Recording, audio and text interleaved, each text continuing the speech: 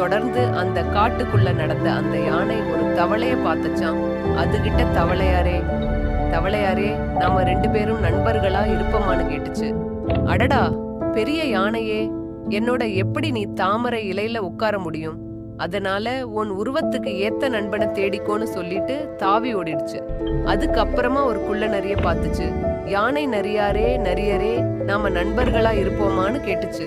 அடடா, பெரிய யானையே, என்னை போல் சிறிய உருவம் உடைய விலங்குதான் எனக்கு நண்பனா இருக்க முடியும்.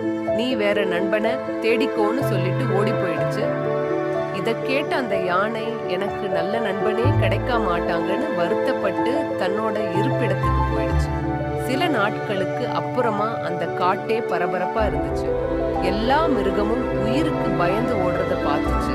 அந்த யானை மரத்துல இருந்த அந்த குரங்க பார்த்து, என்ன ஆச்சு குரங்காரே, எதுக்கு எல்லாரும்